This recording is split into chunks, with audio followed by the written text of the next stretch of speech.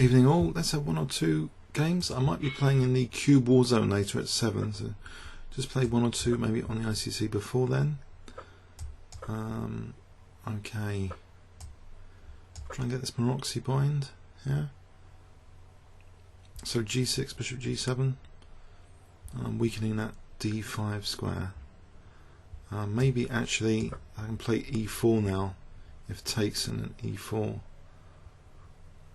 Okay.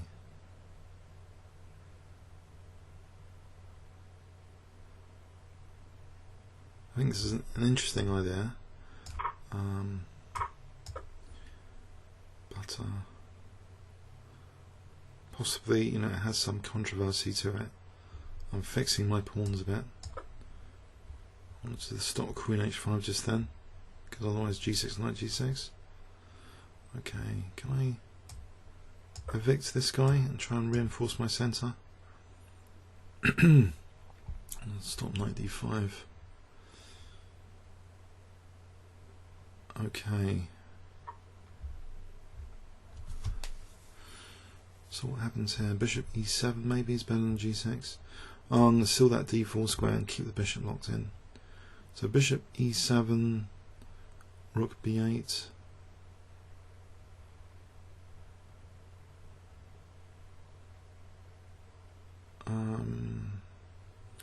Bishop E7 also Knight G4 to E5 at some point. Whoa! Okay, undermining immediately. Can I go for this Rook on the 7th? Is it too dangerous? See what happens on that. Is he really going to take?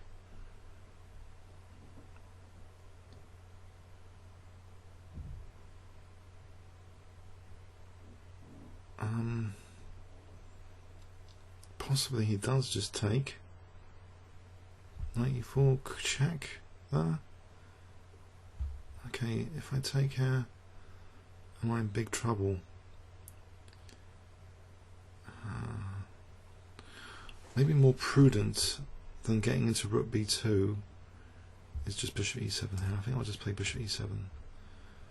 I just want to try and make sure I can castle in this game. But Rook B2 was kind of tempting. Okay. Now maybe taking like this, because I'm on the bishop. And I'll be protecting with my queen, E4 here. So knight takes E4, bishop takes G5 is possible. I would hope. So bishop takes G5 here.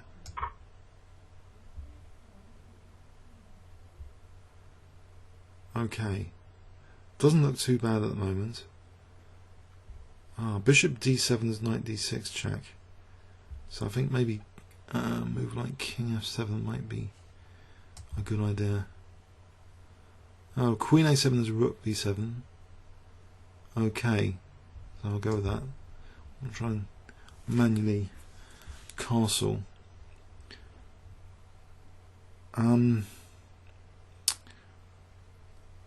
It looks like a good position because he hasn't developed these guys yet. I've got Rook E8 now on the cards. Maybe move this queen too many times, I hope. One hopes that the rule breaking is going to be punished, but it's not always guaranteed. So Rook E8, Rook B2, these are all nice possibilities now. Queen A7, Rook B7. So let's imagine Knight G5, Queen G5, Bishop E2. There's Rook E8, so I can pin that king in the center. No, I think that's a great position. Okay.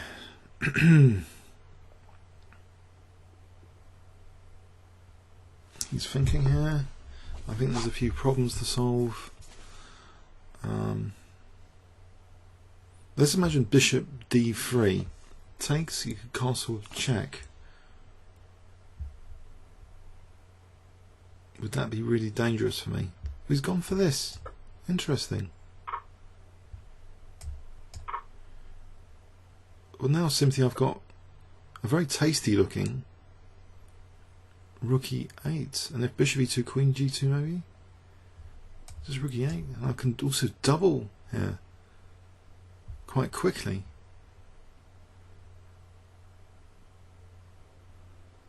Also rook e3 could be handy to attack that queen. I think I'm going to go with rook e3. Where would the queen go? Because then after f4 I can bring in the bishop into the attack.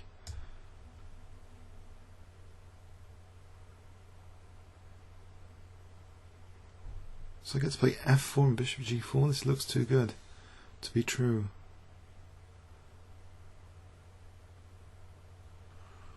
So queen g4 is good. Okay, there's no major checks to worry about. I think I'll just get this guy in. But I'm blocking the queen. Maybe there was something better there. But I want to get this guy into the attack. So maybe, you know, bishop g4, queen e5, for example. Okay, well, queen e5 here. I'm immediately threatening rook takes b2 as well as bishop g4. If king c, it looks just hopeless. King c1, rook e1. King c2, bishop f5. Bishop d3 though. No, king c2 I just take on b2. It looks like a beautiful position.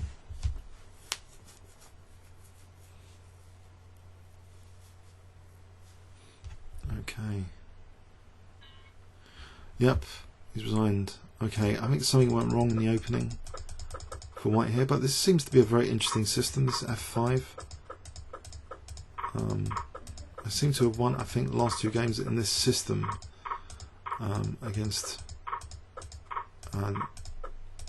that e3 idea. Okay, comments or questions on YouTube? Thanks so much.